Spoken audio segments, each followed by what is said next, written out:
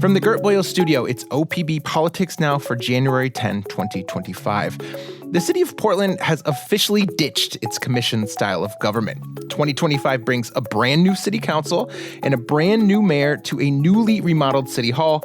And it turns out, with all this newness comes fresh opportunities for some good old-fashioned squabbling. The council's first meeting last week offered plenty of insight into where the political fault lines lie and how different factions could play off each other.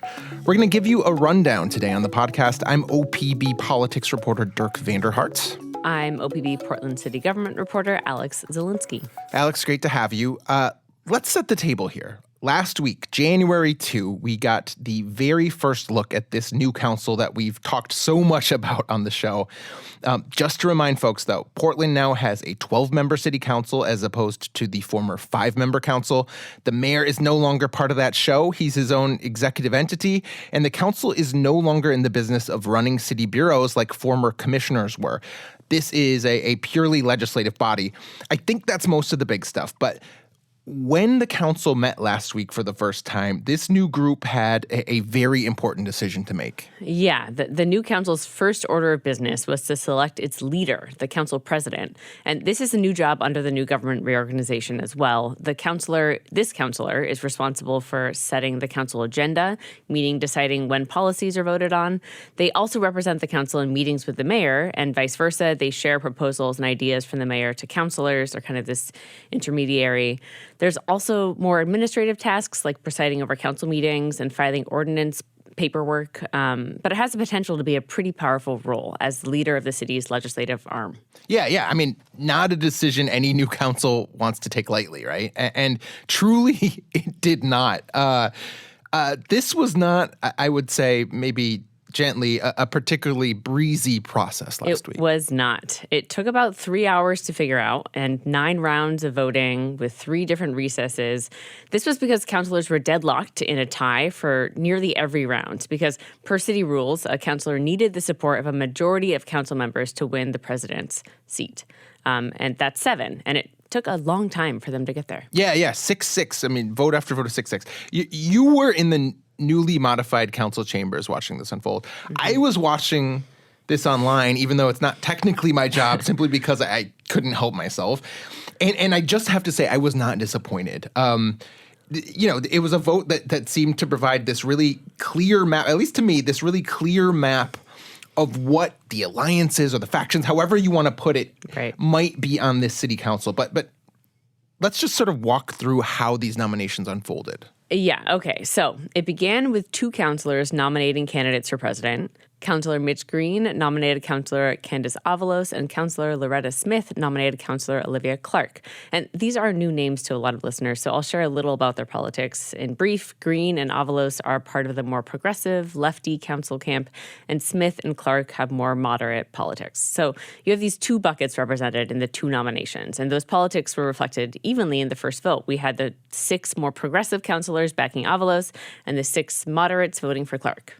And, we get this tie. I think it felt like people were expecting this tie. It kind of felt like people knew what these battle lines were coming in. But it created this first real tension point in this whole affair because not everyone agreed what should happen when the council deadlocked on this particular vote. Right, and that's because one of the new rules in this form of government is that when the council is deadlocked like this, the mayor is allowed to break that tie. It was Councilor Smith who brought up this idea that Mayor Keith Wilson should break the tie. But then the city attorney, Robert Taylor, chimed in. Here he is. The conclusion is that on this vote to elect the council president, the charter reserves that decision solely to the 12 members who are present. The charter also explicitly provides the mayor is not a member of the council. So basically he's saying that the vote is different than a normal council vote, since the city charter says that for the president vote, it needs to be done by councilors alone, not the mayor. Smith was not happy with this decision, pointing to the part of the charter where it says a mayor can break a tie. She basically told Taylor that his reading of the charter was wrong. Here she is. Thank you, City Attorney Taylor. That is your opinion. That is your legal opinion. But the opinion of the charter is very clear. It gives no exceptions So she essentially got council to vote on whether or not she was right. But the majority of councilors sided with Taylor, which really just got them back to where they started. Yeah, this went on a long time. I mean, she was asking for a second opinion. Right. Very, very confident that her reading of the charter was correct and that he was just sort of ignoring how things needed to work. And I think the implication here was she was for Olivia Clark at the time, and she thought that Keith Wilson would come in and definitely vote with their side. The more progressive folks that wanted Candace Avalos seemed to think maybe Wilson wouldn't go their way, and there was this fight. But as you point out, they all decided to go with the city attorney. They decided this is not the mayor's decision to make. I think that makes sense. You know, the mayor is another branch of government in this system. You wouldn't really want be the one picking who he works with. The leader, yeah, especially in a position that could be a pretty forceful counterweight, I think, to the mayor. But, okay, that's settled. They are still deadlocked 6-6. Yep, so they do another vote, and it's unchanged. But then Councilor Loretta Smith throws another curveball. She nominates another councilor for the role, Councilor Alana Purtle-Guinea. And remember that Smith was the one who initially nominated Olivia Clark. Right. Now, Purtle-Guinea has more progressive politics than Clark, and I'd argue she's almost dead center in terms of the political spectrum on Portland's new council. She was really introduced as a compromise offer from the moderate councilors saying, okay, we'll let Clark go, but we won't go as far as supporting Avalos, the progressive favorite. I mean, this was notable because, this more moderate faction, if we're calling them that, was able to use this moment, right, to say, all right, Clark doesn't have the support of the board. We are now willing to slowly, I think it took several votes before all of them got into Purtle-Guinea's camp, but we are willing to be flexible. We want to make sure that, we are not just only sticking to one person.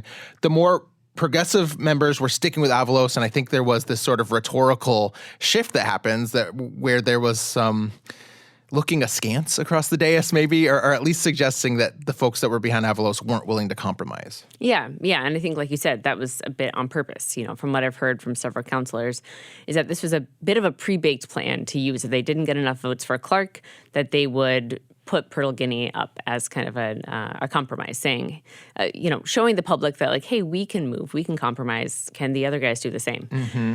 And Purtle-Guinea even hinted at her role, possibly uniting the council, when she accepted her nomination. Here she is.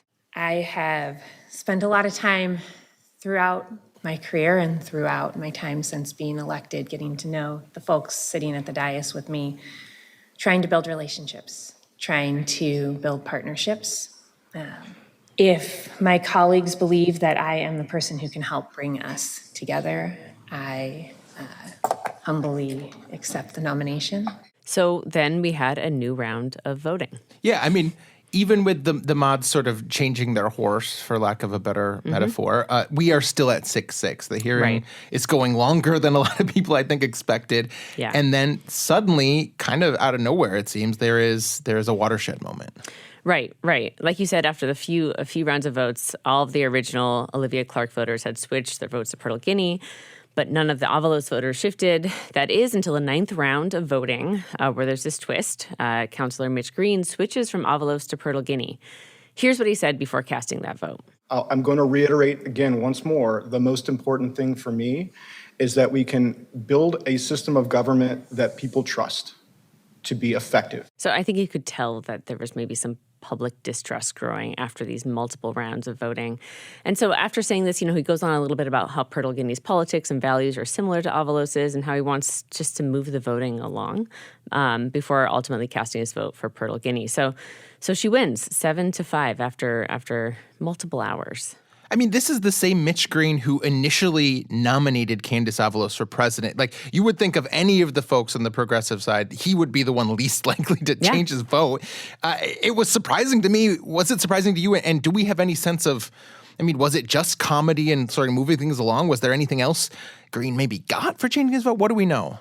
No backroom deals that I've heard of or that anyone will say happened. But based on conversations that I've had with a number of the councilors, it sounds like there was just growing concern that after each vote, they were losing public trust in the system. That showing, on the first day of the new government, that this newly elected body can't get anything done, that it's a risk. I mean, there was a group of rideshare union members sitting behind me who became increasingly agitated by how stuck this process was. You know, they had wanted to give public testimony at some point, and they were just like, you know, how will this council ever be able to hear the people's concerns if they're so caught up in their own popularity contest? So anecdotally, I heard some of that distrust building in the room. My understanding is that Green had that in mind. You can kind of hear that in the clip I played. At the end of the day, these two politicians, Avalos and Pertolgini, they don't differ wildly in their politics, so it wasn't a completely polarizing vote. But I do know Green has been getting a lot of flack from more progressive members of the public who expected him to hold the line on Avalos. It'll be interesting to see how much that comes up or taints his work on council. Yeah, I mean, it's not wrong that, you know, voters enacted this with a sense or a hope that maybe ditching the commission form of government would be a more efficient process. There wouldn't be these silos. Like, you know, maybe government would run better. And we have our first meeting and suddenly there's all this shade being thrown. They're not getting anything done. They can't agree. And it's just not the best debut, I would say, for our brand new form of government. But despite being entertaining, though. Exceedingly entertaining, at least for us. But, you know, as you say, we now have a new council president, Ilana Pertolgini. What should people know about her? Yeah, so Pertolgini has a long history working in government spaces. She previously led legislative affairs and policy work under governors Kate Brown and John Kitzhaber, and spent nearly a decade as a legislative and communications director for the labor union, the AFL-CIO. And like I said earlier, she's probably the more progressive member of City Council's more moderate clump of politicians, if that makes sense. She lies kind of in the middle of the political spectrum, which in Portland's Democratic City Council is a pretty narrow spectrum. I should also mention that councilors also elected a council vice president last week. That's someone who fills in for the president when they're absent and assists in some of the scheduling, planning work that the president's responsible for. And that vote was a lot easier. Councilors unanimously chose Councilor Tiffany Koyama Lane for this role. She is one of the 3 socialists on City Council, so quite progressive, and a former school teacher, so also great at wrangling a large group of people, keeping them on task.